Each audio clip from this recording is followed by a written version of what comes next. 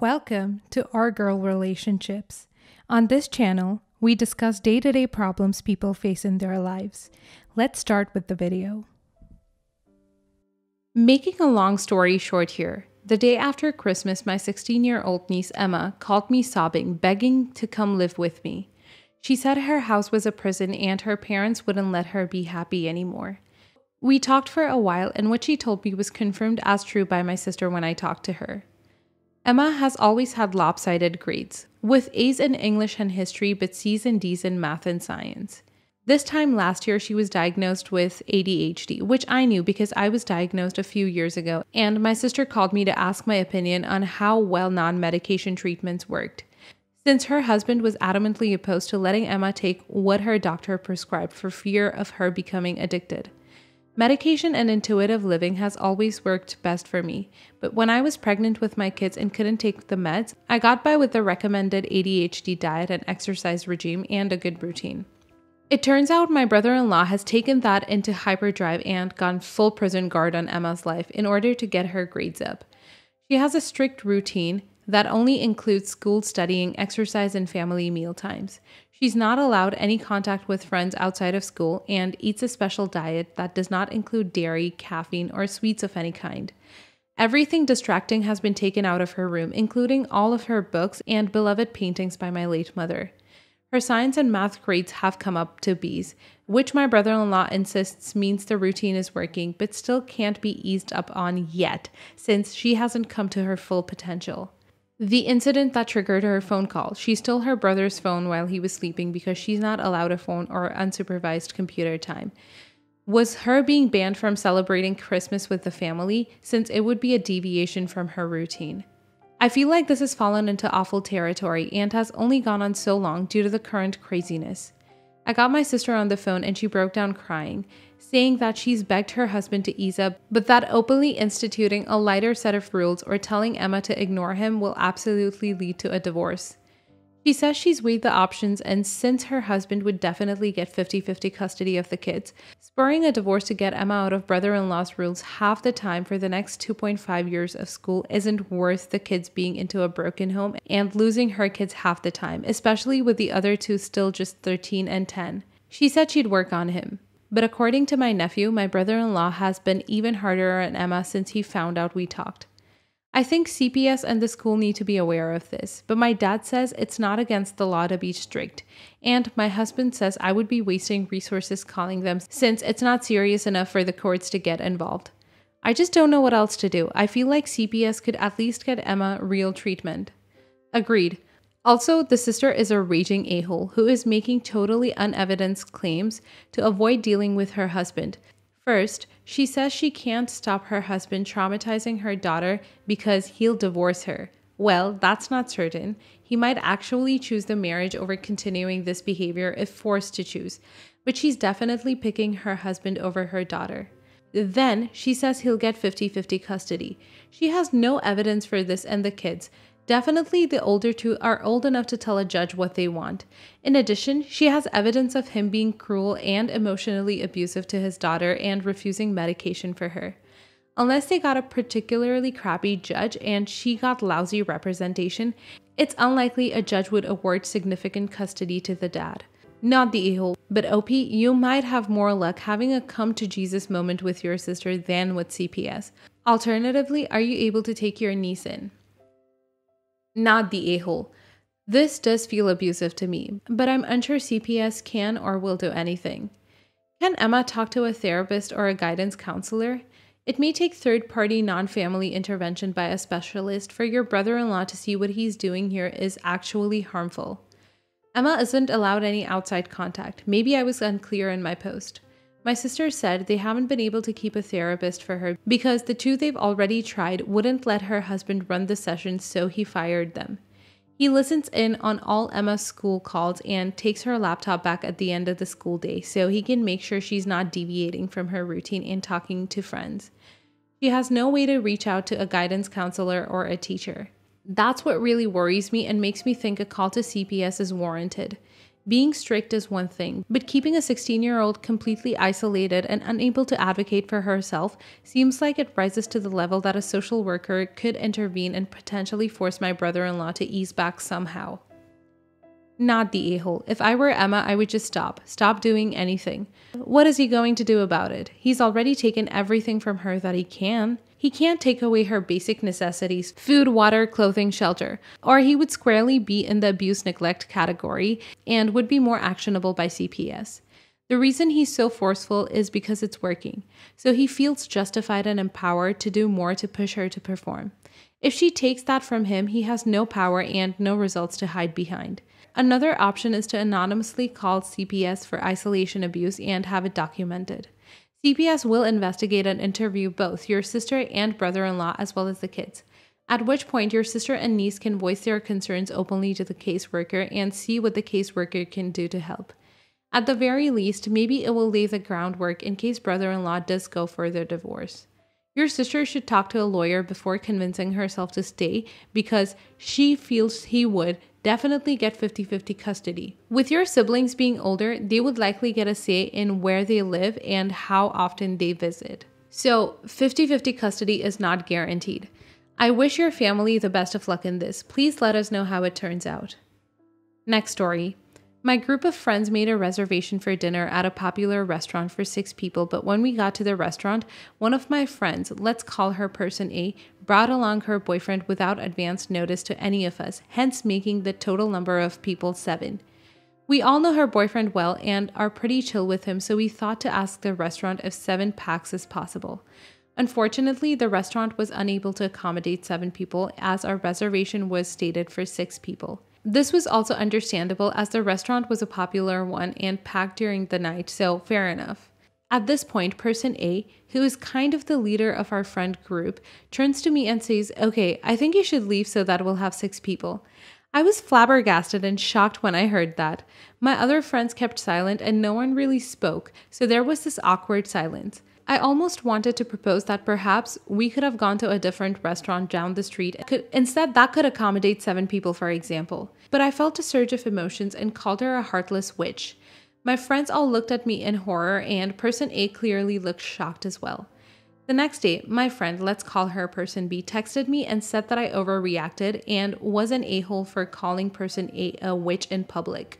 I was so confused by this as I thought I wasn't the a-hole in this situation, but maybe I was, I'm not sure. Am I the a-hole? Edit. Someone in the comments raised a valid point. The rest of my friends were couples, aka 3 couples in the group, and I'm the only single person in the group. Person A's boyfriend said he couldn't make it when we made the reservation long ago, but he suddenly showed up at the restaurant at the last minute. Maybe me being the only single person in the group made me instantly the odd one out. Edit to update. This thread is now locked and I wanted to give some sense of closure and update. Thank you to all of you for your insight and comments. I shared this thread with my friends and they told me off and scolded me for sharing this in a public community. However, one of the couples who I'm closest to in the group reached out privately to me over text and told me that they felt bad and apologized for not speaking up. But that's it. I've had enough and will walk away. To emulate the example of Michael Jordan in The Last Dance, I would say, okay, you want to ask me to leave? Okay, fine, no problem. That's all I needed. I took it personally from then on. Edit 3. Apparently, the mods unlocked this thread now. I don't know why. To answer some of the common questions that cropped up. How long was the silence? Maybe the other friends were just stunned and didn't know how to react, so that's why they were silent? Answer. I didn't count the silence. Felt like 10 to 15 seconds, I think. There was time for me to look at the rest in horror, but the rest were all looking down at the ground in silence. I concede that I should have given them more time, but honestly, I think I instinctively felt like this should be quite obvious for someone to come out and say, hey, wait a minute, and 10-15 seconds was more than ample time. I also concede the possibility that the others may be stunned and didn't know what to do, but their subsequent conduct proved otherwise. See person B's conduct or how the group reacted when I showed them the thread. Maybe except for the couple who reached out to me. 2. Why is there a leader of the group? Are you guys in high school? Answer.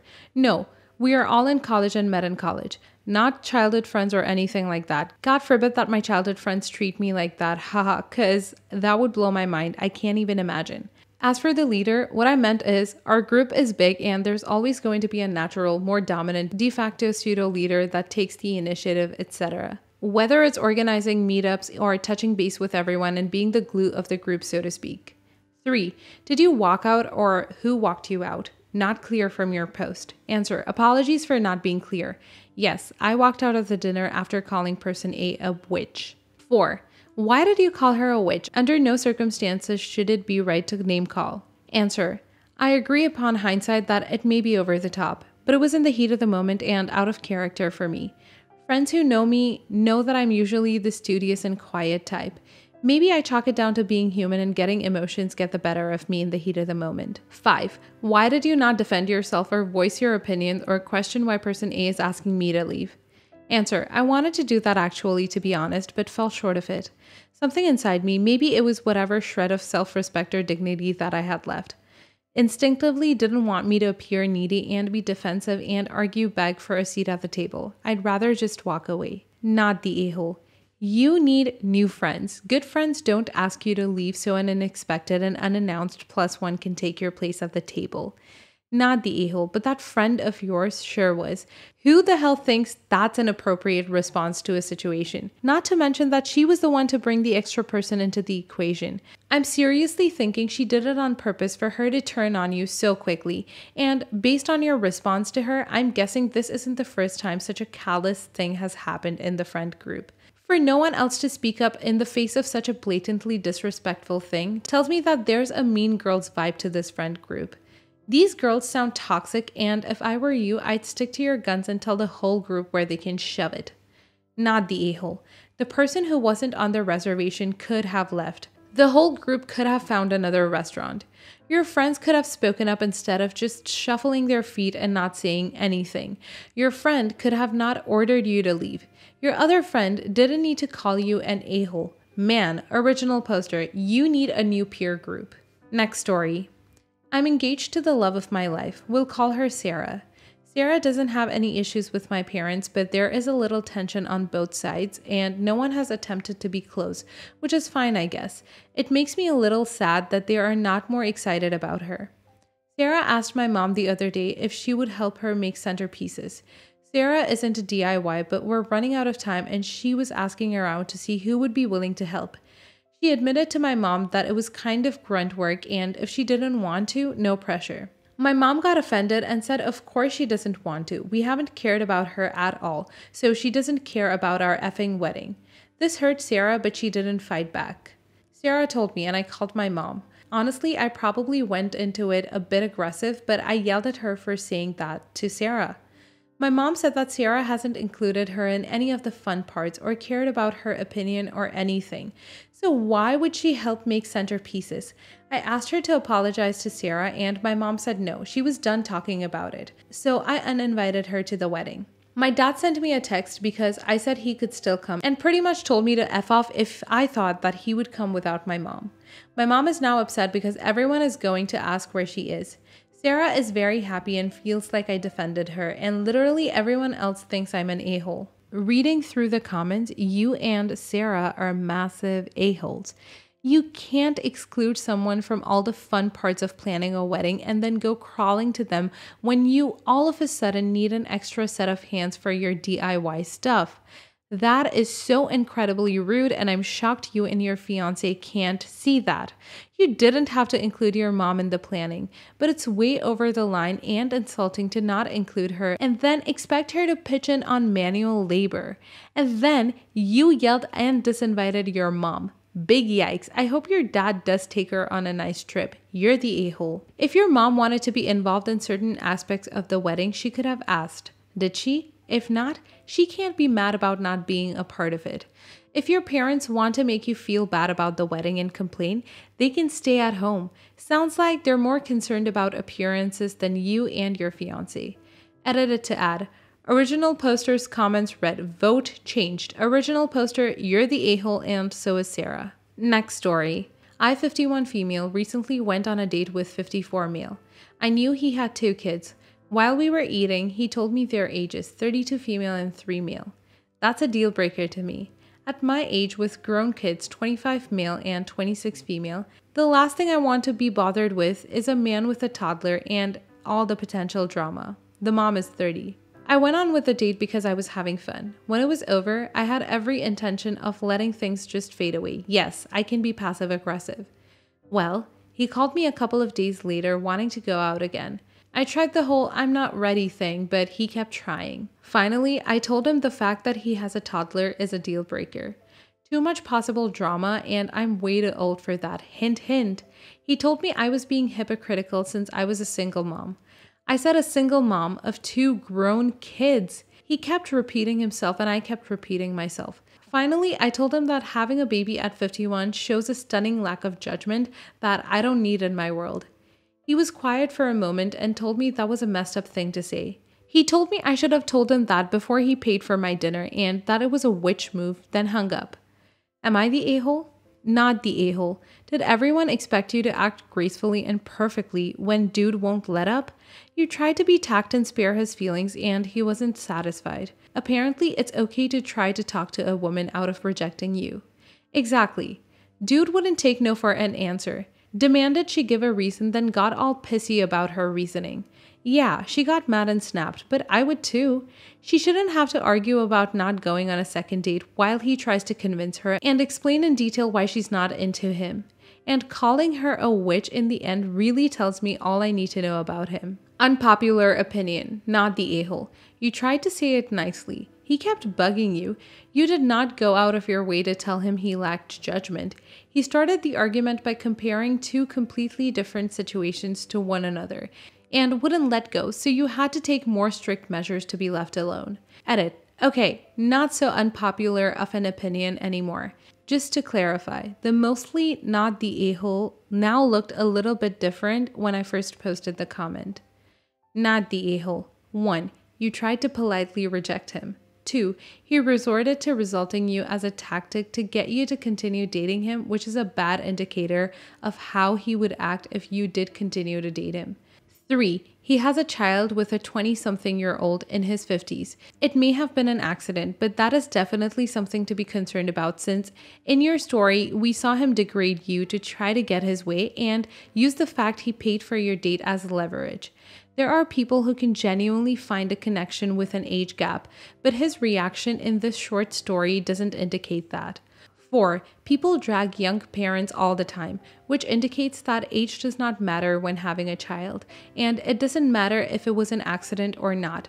While the young usually lack financial stability and life experience, the old usually lack health. What you can usually gain over time are the former two, especially with family support, while health tends to continue slipping away once you reach a certain age. Regardless of whether it was an accident, it was irresponsible for him to have a child at his age. 5. Could you have left out the fact that it wasn't responsible for him to have a child at his age with a much younger woman who he could exercise more control over? Yes. Did he continue insulting, guilting, and pressuring you to give your honest opinion? Yes.